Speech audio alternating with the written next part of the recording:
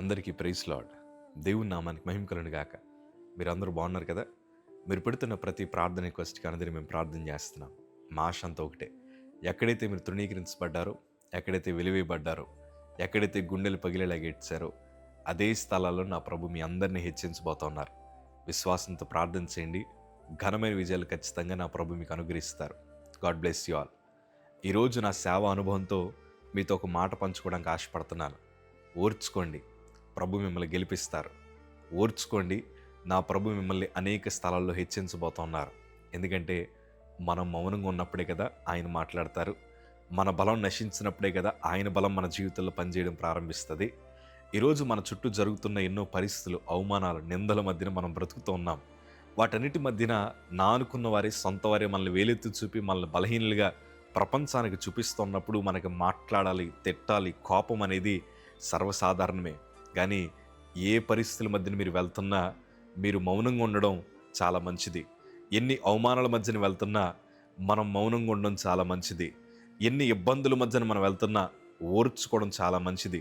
ఎందుకంటే ఓర్చుకున్న తర్వాత నా ప్రభు తగిన కాలమందు మనందరినీ హెచ్చించడానికి ఒక ఉన్నతమైన ప్రణాళికను నా ప్రభు సిద్ధం చేస్తున్నారని గుండెలు చరుచుకుని ధైర్యంగా చెప్పగలను. ఎందుకంటే ఉన్నతమైన భక్తిపరులందరూ కూడా అవమానాల మధ్యన వెళ్ళారు. ఎంతో ప్రార్థించేవారు కూడా సింహభూమిలోకి వెళ్ళారు. దేవుడంటే ప్రేమ కలిగి పవిత్రంగా బ్రతికిన వారు కూడా చెరసాల అనుభవాల్లోకి వెళ్ళారు. కానీ వారు ఓర్చుకున్నారు కాబట్టి దేవుడు వారిని ఉన్నతమైన సింహాసనం ఎక్కించారు.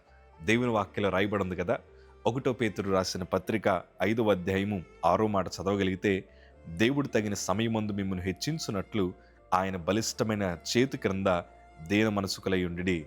దేవుని వాక్యం స్పష్టంగా సెలవిస్తుంది కదా, ఆ బలిష్టమైన చేతి క్రింద మనం దీన మనసుకులై ఉండాలి.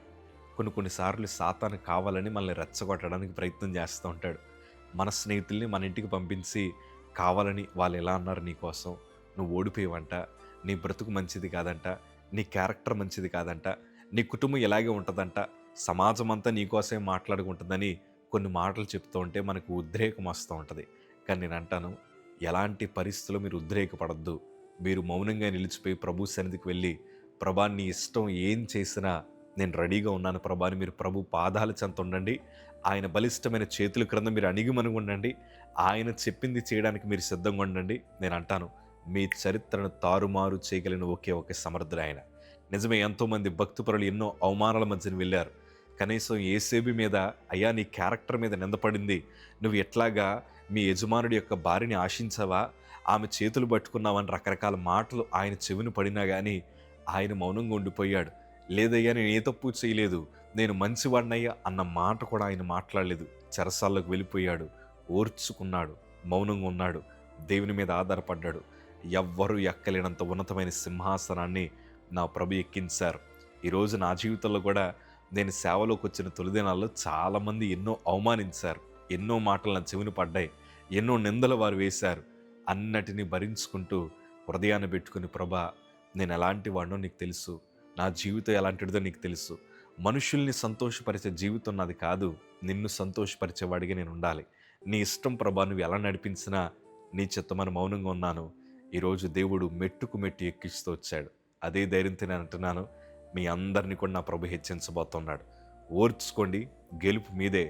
ఓర్చుకోండి, నా ప్రభు తప్పకుండా మిమ్మల్ని హెచ్చించబోతున్నారు.